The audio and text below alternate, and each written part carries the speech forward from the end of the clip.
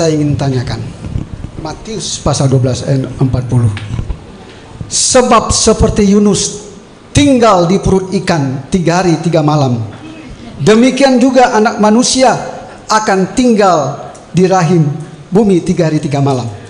Kalau Yunus hidup, berarti juga Yesus hidup. Disebutkan tinggal di rahim bumi 3 hari 3 malam. Nah, saya ingin tanya kepada Bapak Pendeta, apa perbandingan kehidupan Yesus pada Matius pasal 40 ini dengan kisah para Rasul 25 ayat 19. Di situ disebutkan bagian B, sedangkan Paulus katakan dengan pasti bahwa dia hidup. Ya, pertanyaan saya, bahwa Yesus itu hidup, bukan mati. Nah, inilah pertanyaan saya. Tolong bandingkan dan berikan penjelasan. Demikian. Baik, terima kasih.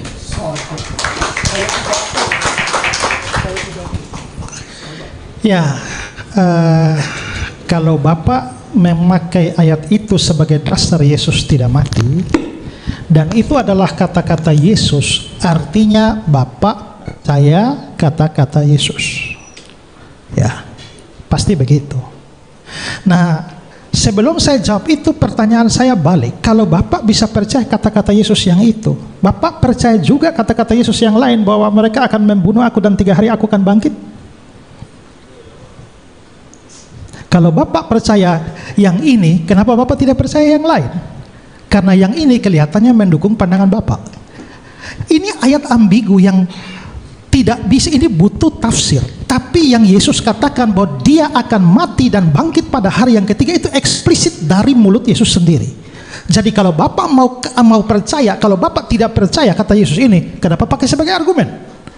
Kalau Bapak pakai sebagai argumen, harus percaya. Kalau Bapak percaya ini, mengapa hanya percaya ini? Sedangkan Yesus sendiri berkata bahwa dia akan mati dan bangkit. Dibunuh, mati, dan bangkit. Itu pertama. Kedua, Pak harus ingat bahwa ini ada dalam Injil Matius. Dalam Injil Matius itu, ya, yang mengatakan, yang Pak tafsirkan bahwa ini Yesusnya tidak mati karena Yunus tidak mati.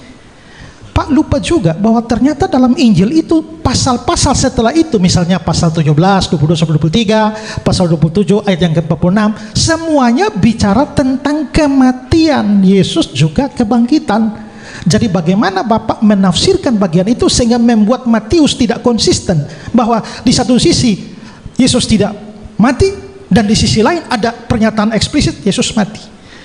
Ketiga, Pak harus paham bahwa apa yang dikatakan Yesus itu adalah sebuah perbandingan, sebuah analogi.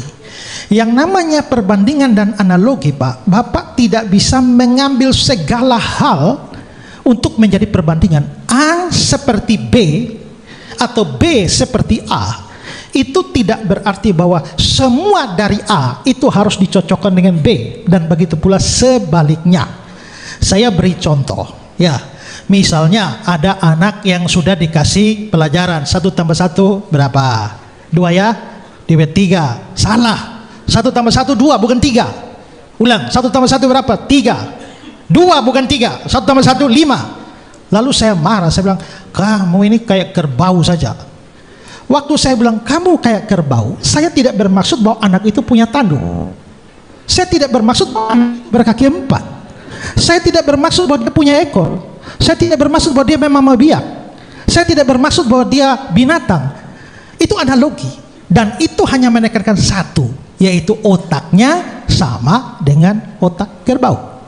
Nah, itu analogi. Karena itu kata-kata Yesus dalam Matius 12 ayat 40, Pak, itu hanya mau menekankan satu aspek. Bapak tidak bisa menarik semua aspek. Sekarang, kalau Bapak mau tarik semua aspek sekarang, Yunus itu kan lari dari panggilan Tuhan. Ya kan? Nah, apakah Bapak percaya bahwa Yesus juga sedang lari dari panggilan Tuhan? Ya. Lalu Yunus berada di dalam pangkuan, di dalam perut ikan, dan pada akhirnya dia bertobat. lalu diutus kembali. Apakah Bapak juga percaya bahwa Yesus pada akhirnya bertobat? Nah, itu menunjukkan bahwa paralel antara Yesus dan Yunus tidak boleh dalam segala hal. Kalau begitu, paralelnya dalam bidang apa? Nah, sama seperti Yunus dalam perut ikan, demikianlah anak manusia ada di dalam rahim bumi. Nah, dari situ kita bisa melihat bahwa rahim bumi itu Bapak mesti paham istilah orang Yahudi. Rahim bumi yang dimaksudkan dalam terminologi orang Yahudi itu tidak lain dari istilah mati. Sehingga dengan demikian sebenarnya persis seperti Yunus yang di dalam perut ikan, tapi orang tidak bisa lihat dia lagi, tiba-tiba dia muncul kembali pada hari ketiga. Demikian juga Yesus. Nah, soal Yunus tidak mati dan Yesus, kalau Yunus tidak mati lalu Bapak memaksakan bahwa kalau begitu Yesus harus tidak mati, Bapak gagal memahami analogi dan paralelisme yang dibangun di sana. Nah, itu soal logika, dan memang salah satu teknik hermeneutics itu adalah penafsiran analogi dan paralelisme ini. Kalau saya nggak salah Bapak mualaf ya, dan pendeta kah dulu, saya nggak tahu. Kalau Bapak pendeta, apakah pernah sekolah? Dan kalau pernah sekolah, mestinya Bapak belajar namanya hermeneutika. Dan hermeneutika itu salah satunya adalah soal tafsir. Tafsir Mazmur dengan tafsir puisi beda. Tafsir surat-surat dengan tafsir narasi beda. Tafsir perumpamaan dengan alegori dan juga paralelisme semacam ini beda. Karena itulah menurut saya Bapak gagal memahami hermeneutics Alkitab khusus bagian itu. Ya, begitu aja.